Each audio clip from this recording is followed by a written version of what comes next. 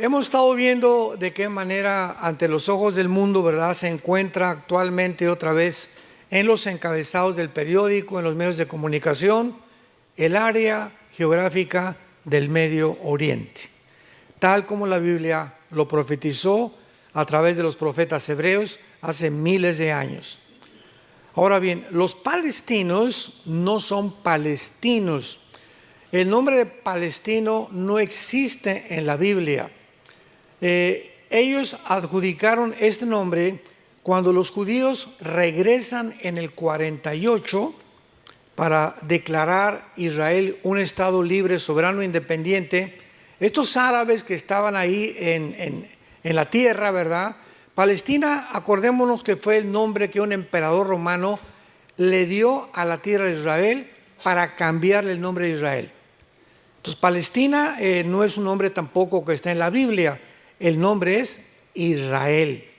Entonces, durante muchos, casi todo 10 siglos se comenzó Palestina desde Roma, pero es la tierra de Israel. Entonces, este grupo de árabes comenzaron a ser desalojados, o como no les gustó la presencia del regreso de los judíos en el 48, comenzaron a llamarse palestinos porque están ocupando la franja de Gaza. Es una franja que dura que tiene de largo como 50 kilómetros, como 10 kilómetros de ancho, y está junto al mar Mediterráneo, y del lado este tiene Israel. Entonces, este grupo de árabes comenzaron a llamarse palestinos desde 1900 aproximadamente 48, y en el 62, cuando se forma la Organización para la Liberación de Palestina por Yasser Arafat, se adjudicaron oficialmente el nombre de palestinos, pero son árabes. O sea, no existe un grupo, existe Edom, Moab, que son la tierra de Jordania, los cananeos, filisteos, amorreos, etcétera, etcétera, pero no encontramos la palabra Palestina. La palabra filistea sí, porque lo que es la franja de Gaza es la Filistea geográfica donde habitó Goliat. ¿Se acuerdan de Goliat? Era de Gaza, y los hermanos de Goliat y los gigantes tenían esa zona de la franja de Gaza durante tiempos bíblicos. La sola existencia del Estado de Israel ha sido una fuente constante de irritación para los árabes alrededor. Los árabes han sufrido una serie de derrotas que ya hemos mencionado en 1948, 56, 67, 73, y finalmente se dieron por vencidos y fundaron grupos terroristas, que es mucho más difícil de pelear que contra una nación.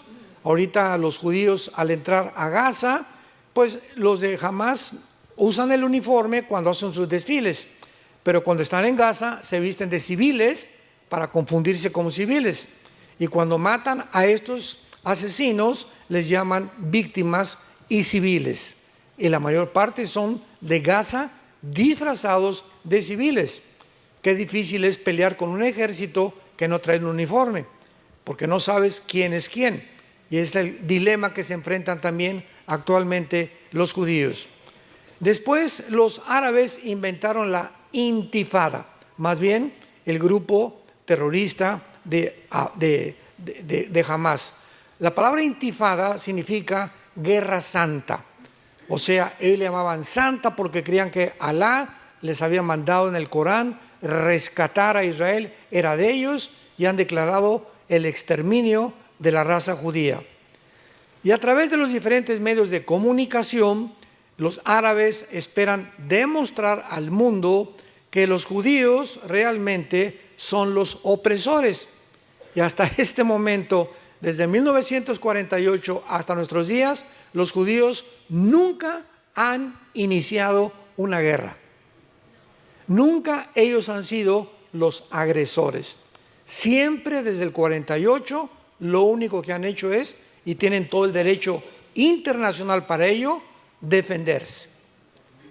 Esto es muy importante porque mientras continúan sonando actualmente los tambores de guerra en esta área conflictiva, los Estados Unidos es la única nación que ha tratado desde 1948 porque Estados Unidos ganó la guerra, la Segunda Guerra Mundial, y obtuvo la supremacía política, económica y militar del mundo desde hace casi 75 años, han tratado de intervenir para que haya paz en el Medio Oriente. ¿Por qué? Porque los Estados Unidos necesitan a la nación de Israel en el Medio Oriente, porque en el Medio Oriente Israel es la única democracia que hay. Es la única que mantiene las tradiciones occidentales, la cultura occidental, que no tienen el Islam como religión y por eso son el objeto del odio de parte de las naciones árabes vecinas. Y además, teniendo Estados Unidos a Israel en el Medio Oriente, de alguna forma están protegiendo y garantizando el petróleo. El día que Estados Unidos caiga, que ya no tarda en suceder, Israel, como dice la Biblia, se van a quedar completamente solos. Y entonces va a venir la guerra de Ezequiel 38, las otras naciones árabes, y se va a convertir el mundo verdaderamente en un caos. Ahora veamos nosotros que esta es la razón de lo que se llama el antisemitismo, que es la oposición o el prejuicio e intolerancia hacia el pueblo judío. Sin embargo, ya también lo vimos, la palabra semita abarca a más grupos étnicos que solamente los judíos. Los judíos son una rama de los semitas, porque cuando hablamos de semitas hablamos de asirios, madianitas, caldeos, moabitas, edomitas, amonitas y los mismos árabes. Desgraciadamente el semitismo debería ser definido como una oposición a todos los semitas, pero no es así, solamente es a los judíos, cuando la misma etimología de la palabra demuestra que no es correcto su uso. Sin embargo, no es la realidad. Han sido los judíos el blanco continuo para el antisemitismo. Hitler nadie puede explicarse, ningún geólogo, antropólogo, sociólogo, psicólogo han podido entender por qué Hitler, teniendo guerra contra Rusia, contra Stalin, contra Inglaterra, Canadá y Estados Unidos, por qué de repente en medio de la guerra Hitler se vuelve contra un pueblo que no tenía nación, no tenía armas, no tenía comida, no tenía absolutamente nada. Era un pueblo étnico que se llamaban los judíos. ¿De dónde sacó Hitler que este grupo pequeño que había en Europa eran enemigos más importantes que Rusia, que Inglaterra y que Estados Unidos? ¿De dónde sacó esa idea? ¿Qué fue el odio que produjo dentro de Hitler volverse a este grupo étnico al grado que se volvió loco e ideó lo que se llama la solución final? Y le mandó, ¿verdad?, a Himmler, al SS, a los grupos de exterminio que él formó, que hicieran campos completamente llenos en Auschwitz, ¿verdad?, para poder exterminar, donde agarraban trenes y levántense a todos los judíos de todo lo que encuentren en Alemania, métanlos a los trenes y llévenlos a los campos de concentración.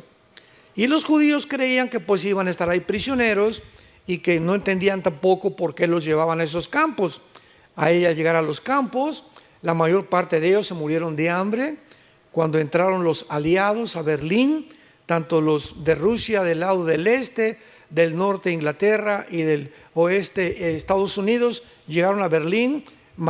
Hitler se suicida con Eva Ben Braun, su esposa. Se matan los dos en su búnker y encuentran a millones de judíos, pero así en los puros huesos. Hay cantidad de fotos de esto. Cuando vayas a Israel, ve al Museo del Holocausto, lo puedes encontrar. Y van a encontrar ustedes también a los millones de judíos que los metían a los hornos, los desnudaban, les decían, se van a bañar, y metían ahí a mujeres, niños grandes, y ya encerrados le abrían el gas y morían asfixiados. Los sacaban y los enterraban como si fueran animales en pozos, tremendos cementerios que hicieron por todo Alemania.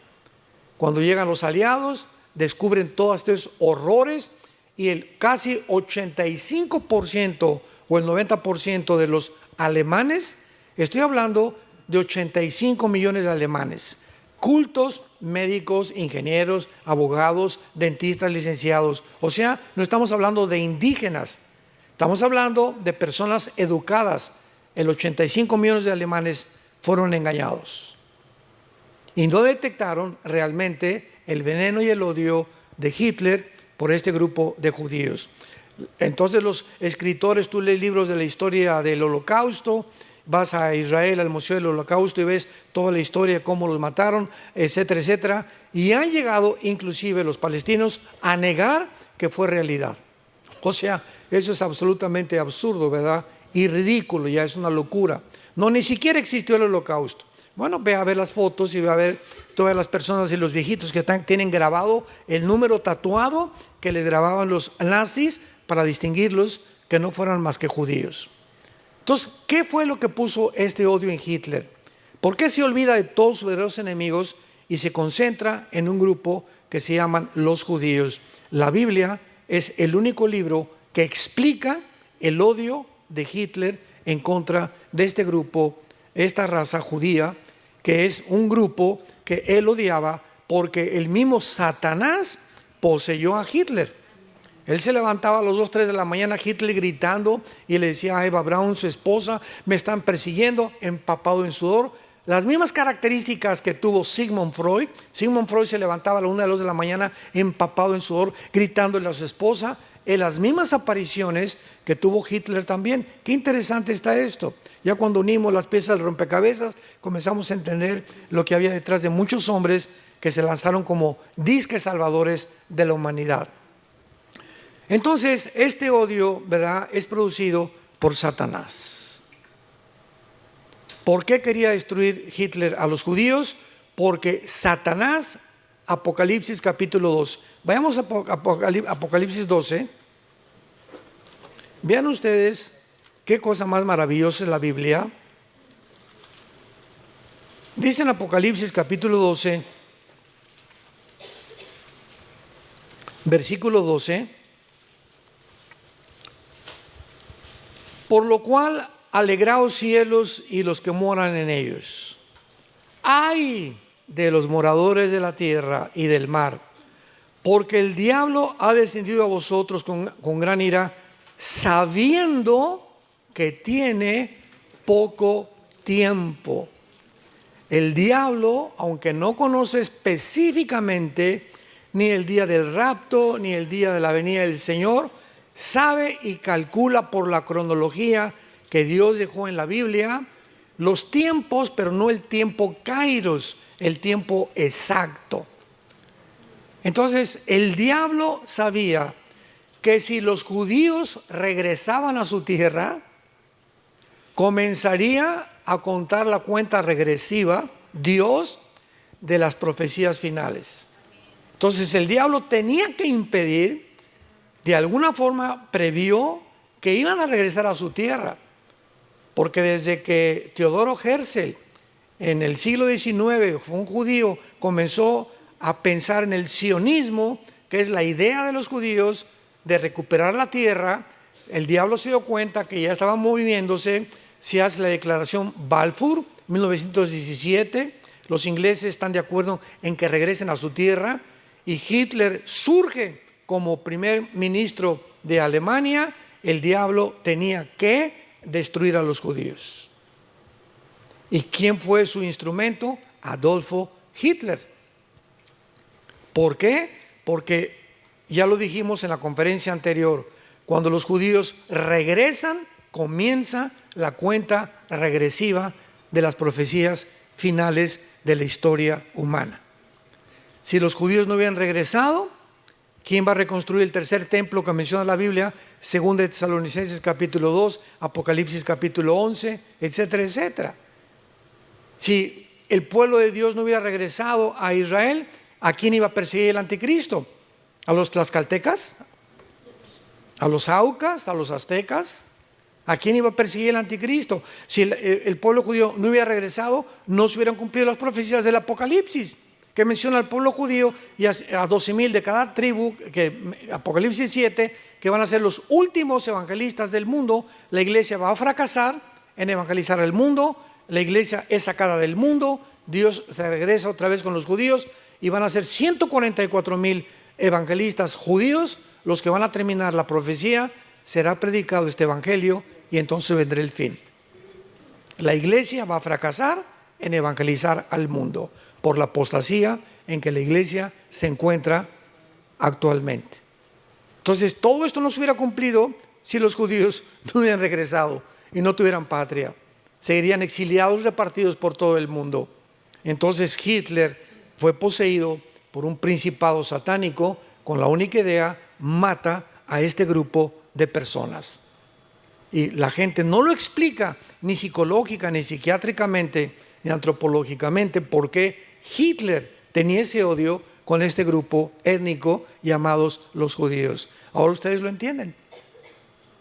Porque era importantísimo para el diablo impedir que formaran una nación, que se independizaran, porque entonces comenzaría su cuenta regresiva a contar. Y dice Apocalipsis, sabiendo que tiene poco tiempo. Ahora veamos claramente en Apocalipsis 12, que es todo el capítulo que se dedica principalmente a Israel. Que Juan, dice el versículo 1, ve una señal en el cielo. Apareció en el cielo una gran señal. ¿Qué es una señal? Es un objeto pintado con letras que te apuntan y vas en la carretera y ves una señal que dice curva. ¿Qué es esa señal? Te está mostrando que hay una vuelta y que reduzca la velocidad. Vas por otro lado y dice Houston, una señal que te dice cuál es el camino a Houston. ¿Qué es una señal? Es algo que apunta hacia adelante. En conclusión, ¿correcto? Pueden señales informativas, señales restrictivas, baja la velocidad, señales, hay un hotel, hay una gasolinera. Una señal es algo que apunta hacia adelante. Entonces Juan ve una señal, algo que va a apuntar hacia adelante. Así nos podemos guiar para interpretar la Biblia. ¿Qué es esta señal que apareció? Una mujer vestida del sol, con la luna debajo de sus pies y sobre cabeza una corona de 2 estrellas. Y estando encinta, o sea, una mujer embarazada, clamaba en dolores de parto, en la angustia del alumbramiento. Es triste que los católicos digan que es María. Así la han interpretado ellos. Pero veamos rápidamente, ahorita regresamos a Apocalipsis, Génesis 37, y veamos que esta mujer no representa a María, representa a la nación de Israel. Génesis 37, versículo 9. Soñó otro sueño, está hablando de José, soñó otro sueño y lo contó a sus hermanos diciendo: he aquí que he soñado otro sueño, he aquí que el sol y la luna y 11 estrellas se inclinaban a mí. ¿Se dan cuenta, hermanos, que la Biblia no se interpreta, no es de interpretación privada? Nadie puede venir a la Biblia y pues, me imagino que es esto, y pues yo creo que es esto. O sea, si cada quien tomara una perspectiva diferente o una opinión, pues cuántas habría, ¿verdad? Por eso hay tantas sectas. Pero la Biblia se interpreta a sí misma. Y si tú vienes a Apocalipsis y quieres saber qué son las estrellas, los cuernos, los candeleros, los menorás, tenemos que encontrar dentro de la misma Biblia su interpretación. Entonces aquí José está soñando y dice el versículo 10, y lo contó a su padre y a sus hermanos, y su padre le reprendió y le dijo: ¿qué sueño es este que sueñas? ¿Acaso vendremos yo y tu madre y tus hermanos a postrarnos en tierra delante de ti? Viene Jacob y le interpreta a José el sueño. Israel representa a Jacob y las 12 tribus de Israel. Y lo vamos a ver, regresamos a Apocalipsis y lo vamos a comprobar aquí adelante. Entonces, Juan ve una señal en el cielo de Israel a punto de dar a luz. Y apareció otra señal, un gran dragón escarlata que tenía 7 cabezas y 10 cuernos, y en sus cabezas 7 diademas. Su cola arrastraba la tercera parte de las estrellas del cielo y las arrojó sobre la tierra, y el dragón se paró enfrente de la mujer, acordémonos que está embarazada, que estaba para dar luz, a fin de devorar a su hijo tan pronto como naciera. ¿Recuerdan ustedes que cuando los reyes del oriente llegaron con Herodes, Mateo capítulo 2, Lucas, le preguntaron, ¿dónde está el que va a nacer? Y Herodes se entera de que hay una profecía de que iban a ser el Mesías. Y entonces Herodes, al enterarse de esto, que es lo que representa esta visión, manda matar a todos los niños menores de 2 años en Israel. ¿Se acuerdan? ¿Por qué? Porque el diablo le puso, ya viene el Mesías, van a nacer, maten a todos los niños menores de 2 años, y se le aparece un ángel a José y a María y les dice, huyan hacia Egipto. Y se van en un burrito José y María embarazada y huyen, ¿verdad? Bueno, nace en Belén Jesucristo y huyen después del nacimiento porque había órdenes del rey Herodes de matar a todos los niños menores de edad. Ese es el dragón que estaba esperando que naciera Jesús para matarlo.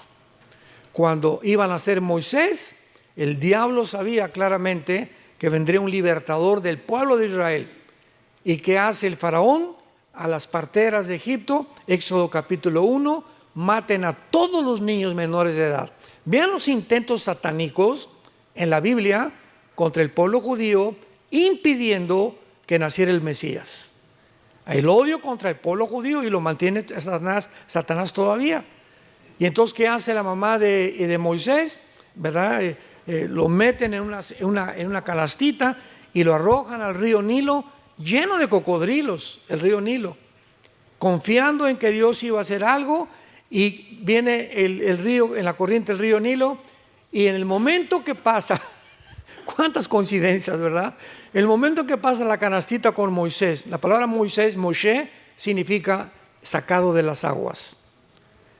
En el momento en que pasa enfrente del jardín donde estaba la hija del faraón bañándose o perfumándose, la ve y agarran la canastilla y la traen a la casa del que ordenó matar a los niños.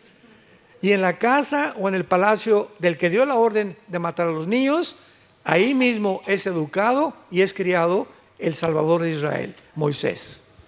Increíble. Todo lo que hace Dios, lo que el mundo busca para el mal, Dios lo convierte muchas veces para el bien. Pero así es toda la historia, ¿verdad?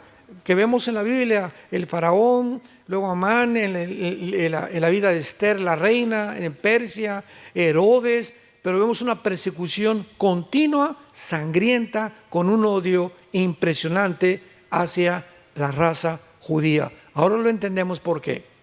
Porque a través de ellos vinieron las leyes morales, las leyes higiénicas, las leyes civiles, los mandamientos, el Mesías y la Biblia. Entonces, lógico que detrás de todo esto haya un odio, si es que existe Satanás, para impedir que todas estas cosas las podamos disfrutar como Dios quiere que nosotros lo hagamos. Entonces vemos aquí en el versículo 3 de Apocalipsis 12, que el dragón escarlata, así se le llama al diablo, tenía 7 cabezas y 10 cuernos, de los cuales ahorita no hay tiempo de interpretar eso, y su cola arrastraba a la tercera parte de las estrellas del cielo. Aquí está hablando de la rebelión de Satanás, que no es Satanás. La palabra Satanás es un título, la palabra diablo es un título, su nombre es Lucifer. Lucifer. La palabra Satán en el hebreo significa enemigo, nada más. Y diablo significa acusador, el que acusa a los hermanos. Pero la entidad espiritual es Lucifer, que se llama el portador de la luz. Y Satanás o Lucifer nunca fue un ángel. Él no es un ángel caído, él era querubín. Los querubines, Dios crea a los ángeles, la palabra malak en el hebreo. Ángel significa enviado o mensajero, nada más. Los ángeles son los mensajeros a quienes Dios manda a este planeta desde el tercer cielo a traer mensajes a los hombres. Como Gabriel se le aparece a Daniel, Gabriel fue el que se le apareció a la Virgen María, etcétera, etcétera. Y los querubines es otro rango angelical que están arriba de los ángeles, jefes de los ángeles que están en el trono de Dios. Y arriba del trono de Dios hay otro tipo de criaturas que se llaman serafines, que significan los que arden y los que dicen santo, santo, santo es el nombre del Señor. Isaías capítulo 6 del 1 al 5. Todos los serafines no se mueven de ahí. Los querubines, que era Satanás, él protegía el trono de Dios. Querubín protector está en Ezequiel 28, toda la creación de Lucifer. Y pregunta, ¿por qué se le llama querubín protector si el pecado no había entrado? ¿Por qué Adán en el huerto del Edén le dice Dios, labra y cuida? Esa palabra en el hebreo es protege el huerto del Edén. ¿Protegerlo de quién? Los leones no mordían, no había veneno. Ahorita lo explico. Qué interesante, ¿verdad? ¿Nunca se han hecho esas preguntas? ¿Por qué nunca me las hacen?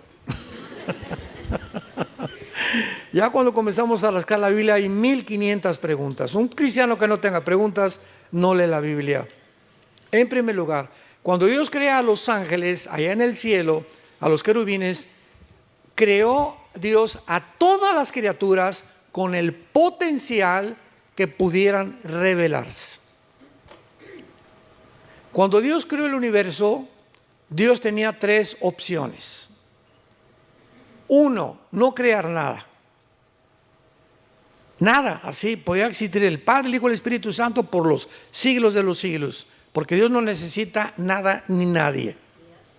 Número 2, crear criaturas que nunca se rebelaran, que nunca tuvieran la opción de volverse en contra de Él.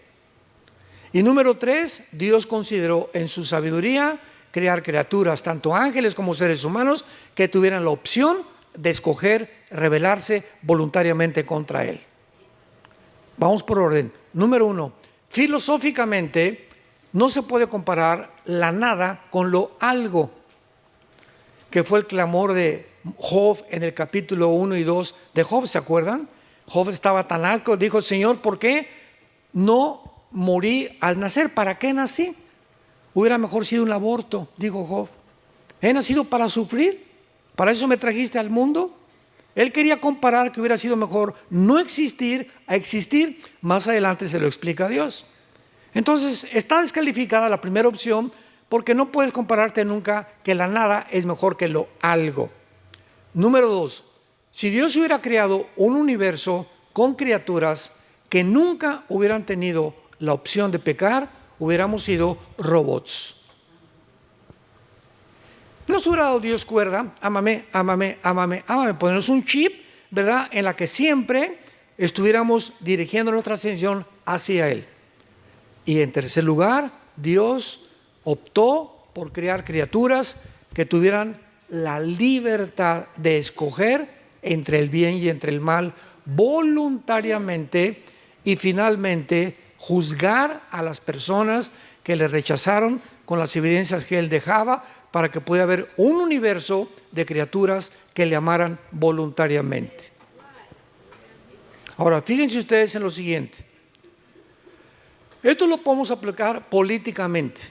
Si en un país solamente hay un candidato, como está pasando en todos lados, porque es un circo que hay otros candidatos, ya sabemos quién va a ganar, ya están apartados los que van a ganar.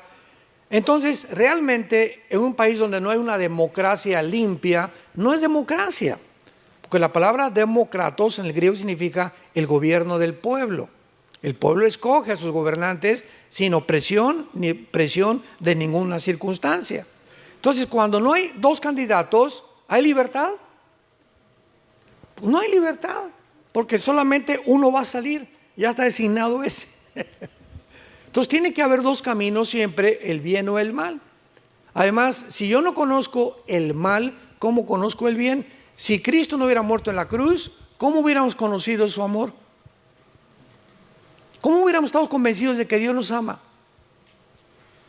Pero cuando yo conozco el mal y nazco en el mal y nazco en el pecado y veo lo que el pecado ha hecho en mi vida y veo el amor de Dios en la cruz, puedo apreciar realmente que Dios me ama, reconozco mi condición y corro a la cruz porque encuentro la paz y la armonía y el perdón y la misericordia que mi alma necesita. Porque de tal manera amó Dios al mundo que dio. ¿En dónde demostró Dios su amor? Nos mandó palomitas del cielo. No, nunca mis hijos se van a enfermar, nunca va a haber guerras, nunca va a haber nada. No, Dios mostró su amor en una cruz. Como decía Billy Graham, el gran evangelista del siglo pasado, cada vez que tengo un problema, yo tuve el privilegio de estar con él 2 días en Acapulco, en México. Me escogieron a mí para ser su intérprete cuando fue a México. Fue un privilegio que Dios me dio en 1983-85 del siglo pasado. Y nos dijo Billy Graham a él, a mi hermano que estaba conmigo, que es menor que yo, y a mí. Me dijo, cada vez, Armando, que yo veo hacia el pasado y dudo de Dios, y tengo problemas porque siempre todos tenemos dudas de Dios, si será o no será, si es esto o aquello, lo único que hago es siempre voltear y ver la cruz. Me quedó grabado, como no se imaginan, en mi alma. Ya no me pongo a pensar en ninguna otra cosa, solamente sé que Dios me ama. Ahí está la cruz. Y aunque no lo entiendas y pasen cosas que parezcan contradictorias en tu vida, ve la cruz. Dios te ama. De tal manera que dio a su Hijo en nuestro lugar. Esto es entonces lo que la Biblia revela de la rebelión. Y dice el versículo 5, y ella dio a luz un hijo varón. Sabemos que es Jesús, que regirá con vara de hierro a todas las naciones, y su hijo fue arrebatado por Dios y para su trono. Aquí nada más en el versículo 5 hay 2000 años de diferencia. Porque cuando nació Jesús no gobernó con vara de hierro, lo hará cuando baje del trono de Dios. Ascendió al cielo y va a regresar a gobernar con vara de hierro en el reino mesiánico o en el reino milenial. Y la mujer, ya sabemos que Israel, ¿se acuerdan? Ahora entendemos, la mujer, o sea Israel, huyó al desierto, donde tiene lugar preparado por Dios para que allí la sustenten por 2060 días, o sea, 3 años y medio. ¿Se acuerdan de Mateo 24:15? Ya tenemos otra pieza de rompecabezas. Jesús les dice a los judíos, Mateo 24 es específicamente a los judíos. En Mateo 24 no es el rapto, porque el rapto no estaba en el Antiguo Testamento. Recordamos, el rapto fue un misterio revelado en el Nuevo Testamento. Entonces no encontramos en los evangelios el rapto, no encontramos en el Antiguo Testamento el rapto. Encontramos tipos como Elías, que fue sacado al cielo, y Enoc, capítulo 5 de Génesis, y que no gustaron la muerte, fueron llevados por Dios de una forma sobrenatural, y Elías fue llevado y Enoc fue traspasado al cielo para no ver muerte. Son tipos del rapto, pero la doctrina específica que iba a haber una generación como Enoc y como Elías no existía en el Antiguo Testamento. Entonces, ¿qué dice Mateo 24:15? Jesús a los judíos, cuando veáis la abominación desoladora que profetizó Daniel, cuando vean que el anticristo, aquí ya son los 3 años y medio de la primera parte de la tribulación, cuando vean que el anticristo entra al templo y pone una estatua de él, violando, blasfemando ya el nombre de los judíos y traicionando el pacto con los judíos, en ese momento huyan a los montes. Y la mujer, después que Dios vio esto, huyó al desierto. Y que este lugar se llama Petra, que está al sur de Jordania. No sé cuántos de ustedes nos han acompañado cuando hemos ido a Israel, pero Petra es una ciudad de Aladino y el país de la lámpara maravillosa. O sea, es una ciudad que es un sueño.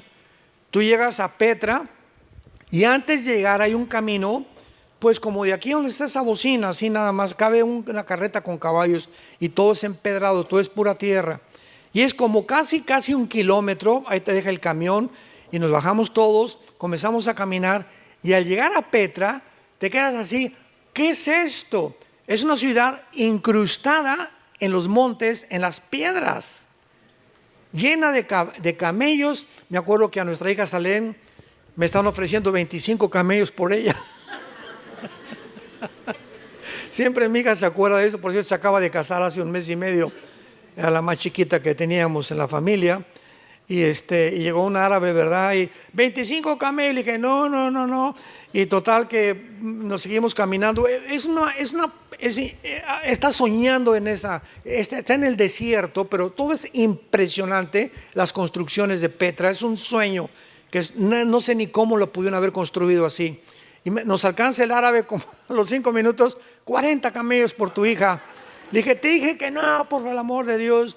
Y vamos a comer, falta como 40 minutos y me estaban esperando afuera. 500 camellos por tu hija. Le dije, ni aunque me des 1.000.000 de camellos por mi hija te voy a dar nada. Pero es algo maravilloso, pero esta es precisamente la profecía que está relacionada con Mateo 24:15. La mujer huyó al desierto, donde Dios tiene preparado para ella que allí la sustenten por 1260 días. Vean esta profecía en Isaías 27 también. Isaías 26, perdón. Isaías 26, versículo 20 y 21. Todo esto está hablando del mismo tiempo y del mismo pueblo de Israel. Isaías 26, 20 y 21. Anda, pueblo mío, entra en tus aposentos, cierra tras sí tus puertas, escóndete un poquito por un momento en tanto que pasa la indignación, o sea, la persecución del anticristo. Porque he aquí Jehová sale de su lugar para castigar al morador de la tierra por su maldad contra él. Y la tierra descubrirá la sangre derramada sobre ella y no encubrirá ya más a sus muertos. Aquí está hablando Isaías hace 2700 años, lo que después, 700 años después de Isaías, escribió el apóstol Juan. Y en penúltimo lugar, aquí mismo en Apocalipsis 12 regresamos, que van a estar protegidos los judíos, o un remanente de los judíos, por 42 meses, o tiempo y tiempo, si la mitad de un tiempo, o 1260 días. Y va a ser en ese tiempo, ya estamos al final de la tribulación, cuando hubo una gran batalla en el cielo. Miguel y sus ángeles luchaban contra el dragón. Y luchaban el dragón y sus ángeles, pero no prevalecieron, ni se halló lugar para ellos en el cielo. Y fue lanzado fuera el gran dragón, la serpiente antigua que se llama Diablo y Satanás, el cual engaña. ¿Cómo termina la Biblia? Que el mundo seguirá siendo engañado, como actualmente. Ya no saben quién es el bueno, quién es el malo, quién es hombre, quién es mujer, si la vacuna es buena, si la vacuna es mala, si ese gobierno, si aquel gobierno.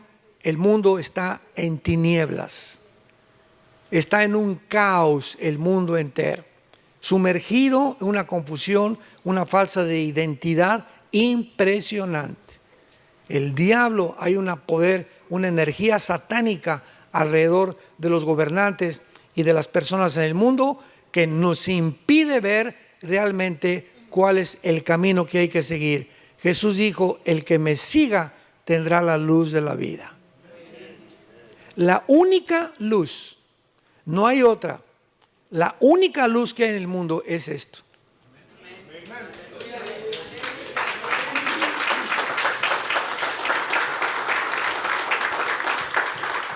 Segunda de Pedro, tenemos la palabra profética más segura. a la cual haríamos bien, más que ahora, más que en este tiempo, a la cual haríamos bien en estar atentos como una antorcha, como la única luz que nos ha dejado Dios, para que podamos realmente permanecer en la luz hasta que el día sea perfecto, hasta la venida de Jesucristo. Tú te separas de este libro un día, 2, 3 días, ya como dijimos, sin que te des cuenta, vas a tomar malas decisiones. Vas a comprar un carro que no ibas a comprar una casa que no ibas a comprar, una cosa que no ibas a comprar, vas a dar un consejo equivocado a tu esposo o a tu hijo, etcétera, etcétera. Vas a comenzar a darte cuenta. ¿Por qué? Porque en esos 3 días tú has considerado que no necesitas una guía, que no necesitas estar en comunión con Dios. Día y noche le dice Dios a Josué, de día y de noche. Te levantas en la palabra, medítala, guárdala, escríbela en tu corazón y antes de acostarte también. Señor, pero yo nada más a las 12 del día. O que la canción, de día y de noche dice la Biblia. Pero yo nada más a las 5 de la tarde, Señor. De día y de noche. ¿Qué cabezón eres? Ahora, hay una pregunta y no quiero que nadie levante la mano. ¿Cuántos de ustedes, al levantarte y antes de acostarte, tienes un tiempo con este libro? ¿Por qué dices que crees en la Biblia y que tienes fe cuando no haces lo que Dios te manda? ¿Qué es la fe? Creer lo que Dios dice, y la única forma de mostrarlo es que obedezco lo que dice. Pero si yo ni siquiera de día y noche, pasan 2, 3 días y ni siquiera tengo contacto con la Biblia y me llamo cristiano. Y hermano, sáqueme este espíritu. ¿Y por qué estoy desanimada? ¿Y por qué esto? Y volví a caer en el pecado. Y volví a caer en el alcohol. Y tengo este problema. Y soy paranoico. Y tengo en la noche se me aparecen espíritus que me gritan que me van a matar. Y mi esposa, mi matrimonio no ha funcionado. ¿Por qué? Porque estamos lejos de Dios. ¿Qué fue lo que dijo Jesús? Juan 15, 5. ¿Separados de mí? Cero.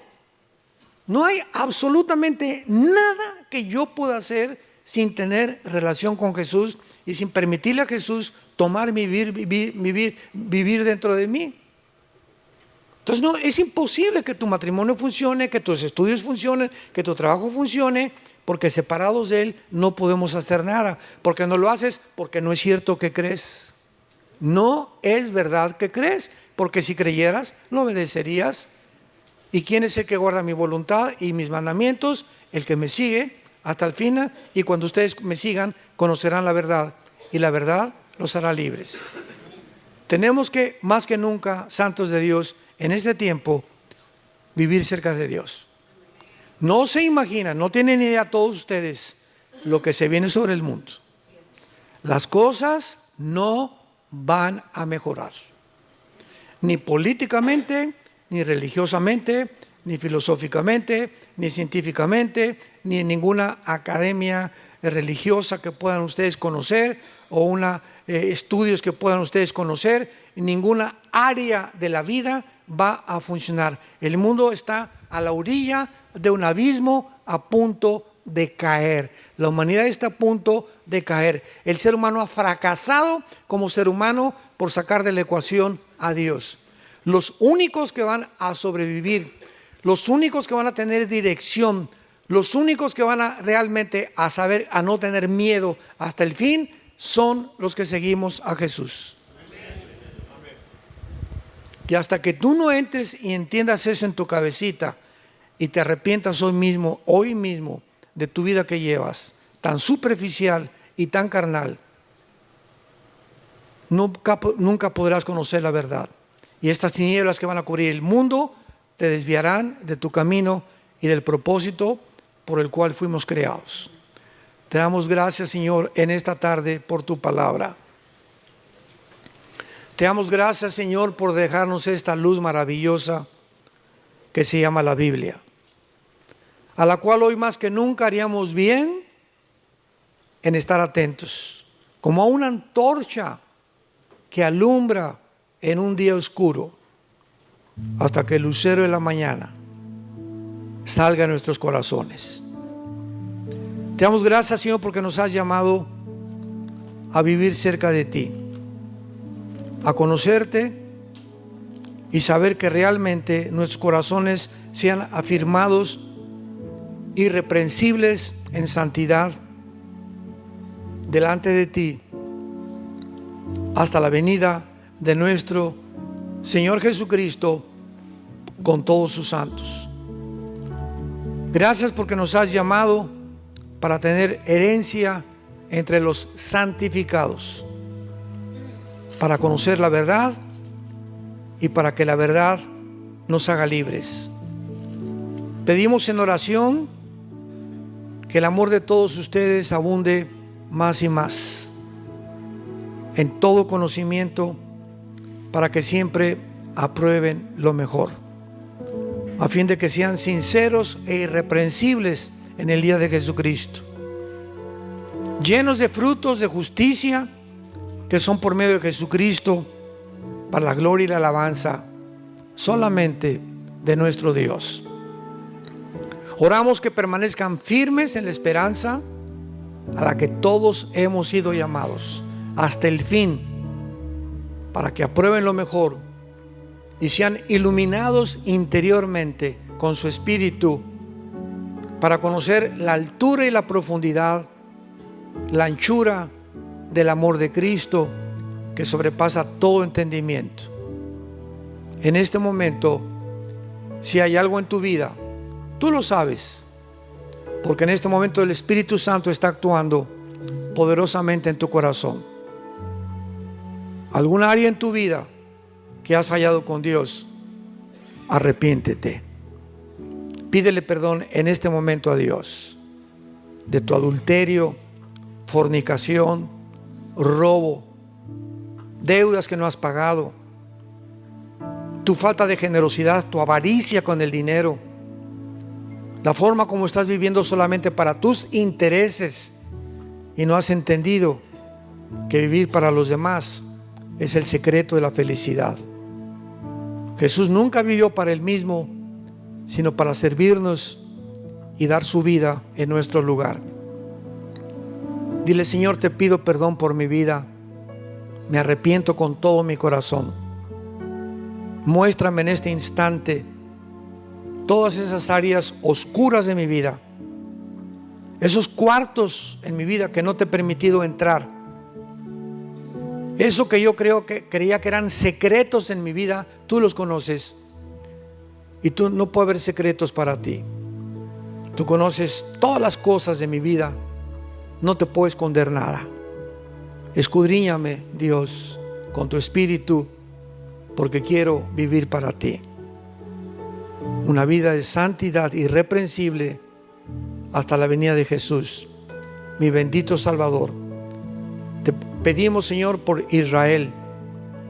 Oramos por los líderes de Israel, que les dé sabiduría para estos dilemas que están enfrentando. Te pedimos por el pueblo palestino que ha sido víctima de un grupo terrorista que los ha atemorizado y usado como escudos, como carne de cañón, para justificar sus fechorías ante el mundo entero. Te pedimos por el presidente de Estados Unidos, Joe Biden. Señor, dale sabiduría. Guárdalo, Señor, y que tomen decisiones que bendigan a tu pueblo.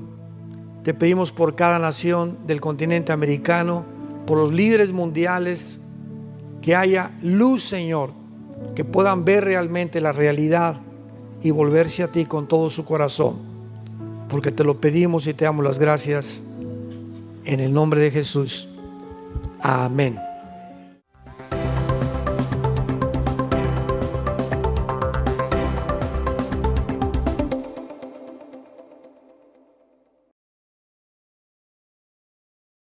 ¿Qué tal? Me da muchísimo gusto saludarles y quisiera simplemente comunicarles que gracias a todos ustedes a través de todas las naciones en el mundo que aman la palabra de Dios y que realmente están interesados en que nosotros como organización Vida Nueva para el Mundo continúe predicando el Evangelio de la gracia de Jesucristo, podamos nosotros continuar haciéndolo gracias a sus donaciones.